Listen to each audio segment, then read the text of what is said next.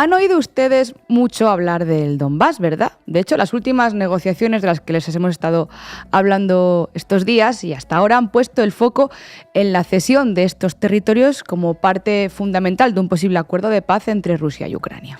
Mirad, Ucrania cuenta ahora con el control de menos del 30% de la zona y a diferencia de las negociaciones de Minsk en 2014 o 2015 o las de Estambul en 2022, ahora sí está sobre la mesa que Ucrania renuncie a estos territorios. Aunque Volodymyr Zelensky ha rechazado categóricamente la idea de ceder el Donbass, argumentando que hacerlo sería inconstitucional. Bueno, hay varias cosas inconstitucionales pasando a buenas horas ahora en el país. En fin, ya saben, todo por el Donbass, pero sin el Donbass. Porque fue en el Donbass donde hace ya 11 años, a principios de abril de 2014, comenzó este conflicto. Hoy nos vamos a centrar no tanto en eso, en la guerra, sino en contarles por qué Donbass merece ser narrada no solo como una tierra para negociar con ella o con imágenes de casas arrasadas y tampoco contarla simplemente como una tierra extraña, hostil y muy lejana, ¿no? Como si solo fuera eso, la estepa devastada, sino que vamos a intentar hablarles de Donbass como un lugar en Ucrania donde vive gente, donde vivía más gente y donde vivirá gente más allá de las crónicas de guerra. Porque ¿sabían ustedes, por ejemplo, que en Lugansk hay una academia de arte, hay una filarmónica, hay una universidad? O que en Stakhanov está la estatua de aquel minero soviético que llegó a ser portada de la revista Time, Stakhanov. O que en el estadio de Donetsk tocó Beyoncé hace no tantos años. Situémonos. Donbass es el nombre con el que se conoce a la zona sureste de Ucrania, en concreto a los dos oblasts o regiones de Donetsk y Lugansk. No todo el territorio de ambas quedó bajo control de las repúblicas populares de Donetsk y Lugansk tras su declaración de independencia en 2014, sino únicamente su parte más oriental. Ambas repúblicas se autoproclamaron como tales tras el cambio de régimen producido por el Maidán a finales del 2013 y por la anexión rusa de Crimea. Las autoproclamadas repúblicas del 14 se organizaron militarmente y el gobierno ucraniano en respuesta lanzó la llamada Operación Antiterrorista, conocida como ATO, en abril del 14. Ahí empezó esa guerra civil entre ambas partes del país, la del régimen de Kiev, que estaba apoyada por la OTAN y Estados Unidos, y la de estas repúblicas, autoproclamadas repúblicas populares de Donetsk y Lugansk, que bueno, después evolucionó y terminamos en el escenario de la guerra actual que escaló con la invasión rusa de 2022 y que ya no es un conflicto civil. La historia de Donbass nace en los años de esplendor de los Romanov en los siglos XVIII y XIX. Bajo el dominio zarista, la zona sudoriental de Ucrania emergió como una región multiétnica a la que acudían habitantes de todo el imperio ruso. Griegos, alemanes, judíos, tártaros, lo que le valió el nombre de la Novorossiya, o, por su traducción, la Nueva Rusia. En ella se concentraron los principales centros urbanos e industriales y mucha población de etnia y habla rusa. Esa California euroasiática se convirtió en una tierra de oportunidades, no tanto por su superficie, sino por la riqueza mineral de su subsuelo. De aquel momento de bonanza industrial nació un lema que decía que Donbass alimenta Ucrania o incluso que Donbass era el corazón de Rusia, un lema que fue reforzado durante la etapa soviética, aunque la historiografía nacionalista ucraniana rechaza esta idea porque, bueno, en realidad cualquier narrativa sobre esa zona va a estar dividida entre ambas visiones, aunque el hecho es que las historias familiares, los negocios, las migraciones, las identidades, las vidas se entrecruzan a través de esos territorios porque son vecinos, porque es inevitable. Tras el colapso de la Unión Soviética, Donbass y toda Ucrania sufrieron una transición devastadora a la economía de mercado. Vaya, ¿quién se lo habría imaginado? Cayendo en picado en todos los indicadores de desarrollo económico y de desarrollo humano. La Ucrania postsoviética fue la que sufrió la más profunda y la más larga depresión económica de todas las transiciones postcomunistas. Perdió el 60% de su PIB entre el 90 y el 99. La bonanza industrial de aquella zona decayó en las últimas décadas a favor del sector servicios, pero la minería, las canteras y las manufacturas de Donetsk y de Lugansk siguieron siendo claves para la economía ucraniana y también para la exportación hacia el resto de Europa. Ojo, Donbass tiene de hecho las venas hechas de carbón, como dicen algunos poemas. Entre los valles de los ríos Donetsk y Dnieper, sus minas atraviesan Dnipropetrovsk y llegan hasta la frontera rusa de Rostov, convirtiéndola en uno de los mayores depósitos mundiales de este mineral. Las huelgas mineras de Donbass en los estertores de la Unión Soviética fueron muy sonadas y también fueron objeto de disputa política y territorial. Fijaos, la prensa canadiense de entonces se trasladó a cubrir las protestas y narró sorprendida la realidad de la ciudad de Donetsk. Decía, el centro de Donetsk es inesperadamente verde y exuberante, atravesado por parques y bulevares arbolados. En la distancia, decían, se pueden ver pirámides de carbón rodeando la ciudad. Donetsk es una ciudad de más de 1 millón de habitantes, parte de un conglomerado urbano que es la segunda metrópolis más grande de Ucrania después de Kiev. Pero ahora, pues por desgracia, el paisaje es muy distinto. En enero de 2014, antes de que estallara el conflicto, la población de Donbass se estimaba en unos 6,5 millones de personas, un 14,5% de la población total del país. Quédese con ese número. Una población, por cierto, bastante envejecida, pues la minería había pasado factura a los pulmones de Donbass y 1/3 del total de sus habitantes ya estaba retirada o jubilada. De hecho, el problema de no poder cobrar las pensiones ha sido determinante durante los primeros años del conflicto, porque no llegaba el dinero.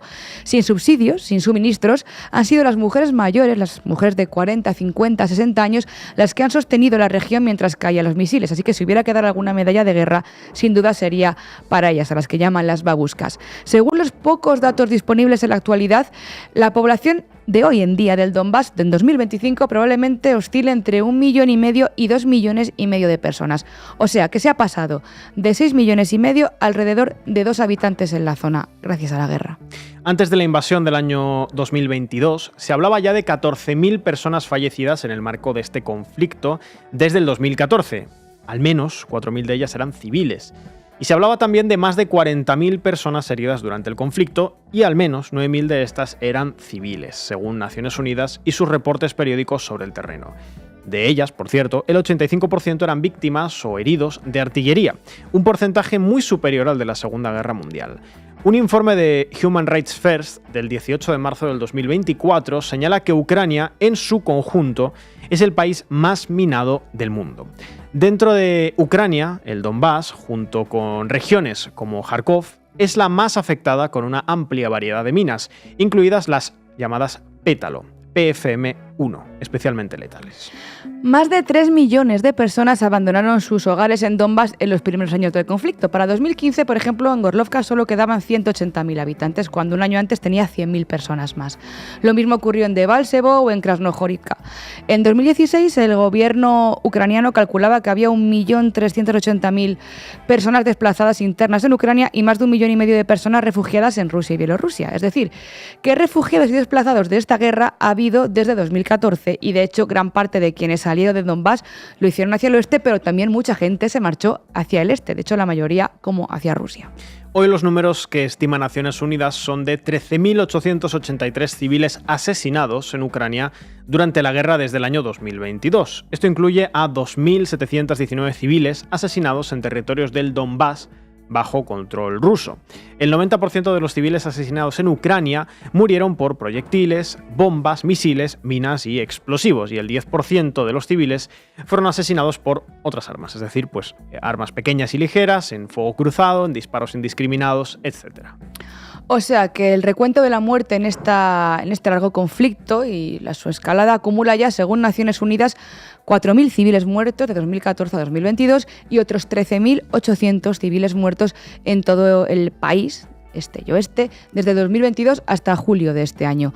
Y bueno, nos gustaría también contarles las bajas militares, pero como saben no pueden obtenerse cifras oficiales, solo hay estimaciones de uno y otro bando, aunque en cualquier caso muchas, demasiadas, nunca debería haber ni una sola, pero solo hay que mirar los cementerios para saber que son muchas vidas las que se han perdido. Números aparte, hablamos aquí de personas, por eso es poco comprensible que desde una perspectiva de derechos humanos o incluso mirando por la prosperidad y el bienestar de la propia Ucrania y del Donbass incluido, quede donde quede, se quiera mantener una guerra eterna, aunque se convierta en un conflicto de baja intensidad. Fíjense, conflicto de baja intensidad era como categorizaban muchos a esta guerra cuando la estudiábamos, quienes observábamos la región en 2015 o en 2017.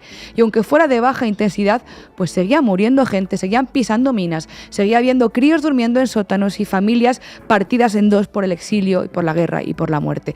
A ver cuándo para este delirio. Gracias, Edu. all of these European leaders at the White House 48 hours after sitting down with President Putin on American soil. In fact, there was so much progress in the readout that was given to these European leaders immediately following his meeting with President Putin that every single one of them got on a plane 48 hours later and flew to the United States of America. And if I could just read for all of you some of the statements from those European leaders yesterday, you had President Zelensky himself saying it was a very good conversation. It was really good. We spoke about very sensitive points. The Secretary General, Mark Rutte, it was the president, only because of the president, that this deadlock was broken, but with President Putin by starting a dialogue. So these leaders, who this war is in their backyard, are very grateful that the president took that call and that he was there to provide them with a readout of Russia's thinking on this, something that was not done by the previous administration at all. Catherine. Y ahora damos sí la bienvenida a nuestra segunda y última invitada, Naya Sanzo, de Geopolíticas. Y Naya, vamos a empezar por el final, porque tú has estudiado y conoces bien la región de Donbass desde 2013-2014, como comentábamos, y bueno, como socióloga nos interesaría que nos hicieras un retrato de ese territorio, un retrato demográfico, histórico, y cuál ha sido la evolución política en estos territorios durante todos estos años de conflicto y, bueno, ¿cómo analizarías tú el posible futuro de este territorio con las negociaciones que ahora mismo se están llevando a cabo? Bueno, Donbass, Donetsk y Lugansk es una región que lleva 11 años partida en dos y pese a lo que se está hablando estos días, esa cesión a Rusia de la parte, ese 24% aún bajo control ucraniano, es muy probable que siga a futuro, a medio, incluso a largo plazo, también partida en dos, algo que es fundamentalmente un desastre para la población civil de uno y otro lado del frente, que depende del otro lado para continuar con una vida normal. Las cadenas de suministros son las mismas, el mercado, la principal riqueza del Donbass, la industria, las minas, es el mismo y no está ni en Ucrania ni en la Unión Europea, está fundamentalmente en Rusia y en otras repúblicas de la antigua Unión Soviética, fundamentalmente Bielorrusia o Kazajstán. La cuestión del agua en la ciudad de Donetsk estos últimos años ha sido un problema enorme. Ese suministro depende del canal que se encuentra bajo control ucraniano.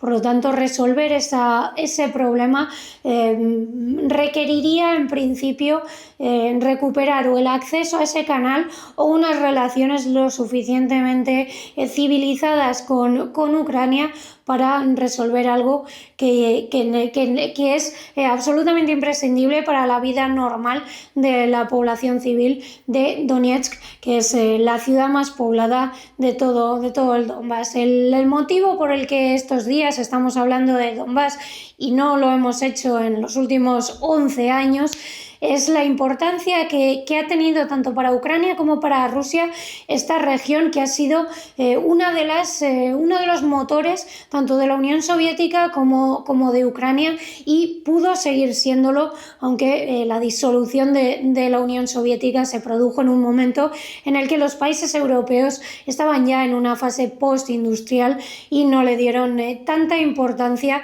a esa riqueza del Donbass, que ha sido el motor de la región desde finales del siglo XIX. En ese momento, fundamentalmente debido a lo que había sucedido en la guerra de Crimea, en la que el Imperio ruso se había visto muy por detrás de las potencias europeas y si aspiraba a ser una de ellas necesitaba, por ejemplo, unas infraestructuras ferroviarias para las que no tenía la industria suficiente. Desde ese momento Donbass empieza a ser uno de esos focos de industrialización con el que el Imperio ruso primero y sobre todo la Unión Soviética después van a conseguir ser una potencia industrial. en la Primera Guerra Mundial, el Donbass producía ya más de la mitad del acero de todo el Imperio ruso. La importancia de Donbass para Moscú fue capital en las dos guerras mundiales. Donbass ha vivido dos revoluciones, dos guerras mundiales, dos ocupaciones alemanas. Todo esto antes de la guerra de 2014, que fue bastante ignorada, y especialmente sus aspectos económicos, por la prensa occidental, que ahora habla del Donbass básicamente para decir que es inaceptable que Ucrania tenga que ceder territorio a Rusia. Hay que recordar que toda esa parte del Donbass, la República Popular de Donetsk y de Lugansk, que se encuentran ahora bajo control ruso, realmente no es que Ucrania renuncie a esos territorios, que los ceda. Son esos territorios los que hace 11 años renunciaron a Ucrania en un primer momento a causa de unas protestas tras el cambio de régimen, el cambio de gobierno en febrero de 2014 en Kiev, que no fue visto como una revolución, sino como un golpe de Estado, un cambio irregular de gobierno que traía unas ideas que no beneficiaban a Donbass y que le iban a hacer perder, esa era al menos la percepción, su principal mercado, el ruso.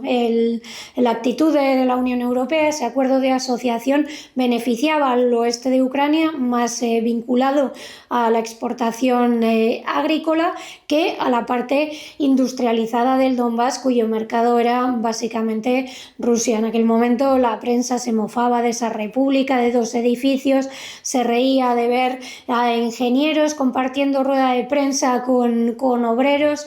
Esa identidad industrial proletaria que había tenido Donbass durante décadas no desapareció, se redujo, pero no desapareció con la disolución de la Unión Soviética.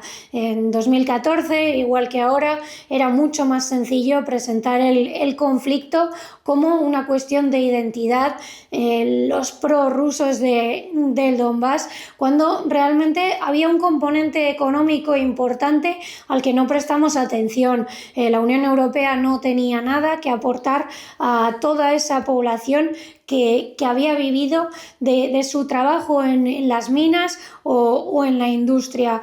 Esa división fue muy clara ya desde 2014 y explica al menos una parte de por qué ese porcentaje de población se puso del lado de las protestas que dieron lugar ya en abril de 2014 con esa operación antiterrorista que Ucrania inventó para justificar el uso de sus fuerzas armadas en territorio nacional. En ese momento ya la población tiene que elegir, ya no es posible lo que sí había sido posible hasta entonces, que era sentirse ucraniano, pero compaginar esa identidad ucraniana con una identidad cultural rusa que no era necesariamente separatista, pero que en el momento en el que todo el diálogo se produce por medio de la artillería, ya es inevitable, la población tiene que elegir, hay una pérdida importante de población, fundamentalmente hacia Rusia, aunque también una parte hacia Ucrania. Esta situación se ha cronificado a lo largo de esta década, y la brecha entre Donetsk, Lugansk y Kiev ha sido cada vez más grande.